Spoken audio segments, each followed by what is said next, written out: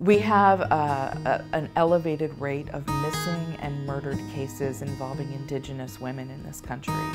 Families of these women, both the murdered victims as well as the missing, have repeatedly told us that law enforcement agencies do not take their cases seriously, that sometimes they're told, well, the fact that she went missing is not a priority for our department.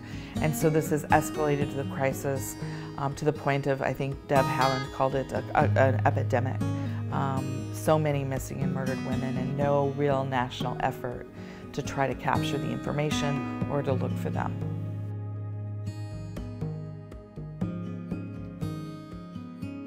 On reservations, American Indian and Alaska Native women experience murder rates 10 times the national average. Additionally, independent report found at least 5,712 cases of missing or murdered Indigenous women that were reported just in 2016. In reality, these numbers are much larger because Indigenous women are often underrepresented in national and local data. A lack of comprehensive data to quantify the number of missing and murdered women in Indian country is just one factor contributing to this crisis. What should Congress do to ensure the FBI and local law enforcement are properly investigating these crimes and acting timely on the cases? I mean, the transparency is needed. Require federal law enforcement agencies to track the number of MMIW reported in their jurisdiction and include that in the required annual Tribal Law and Order Act reports that are already required.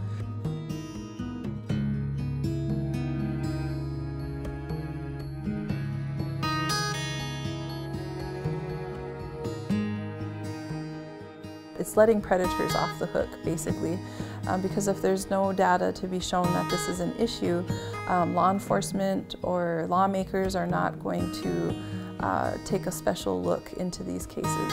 In 1978, the United States Supreme Court stripped our tribal nations of their inherent sovereignty to prosecute non-Indian perpetrated crimes on tribal lands. Many of our women, unfortunately, are raped by non-natives who know that they can come onto native lands, rape women with impunity and leave, and they will never be prosecuted. As it is, you know, within our American Indian Native American population, we suffer from the highest health disparities. You know, the rates of cancer, premature death are off the charts, and our communities have a low life expectancy as it is. So when we lose our life givers, it's just a huge blow. Women of color, poor women, and Native women don't get on CNN or primetime. Our stories aren't valued, our stories aren't considered compelling enough for coverage. It's usually going to be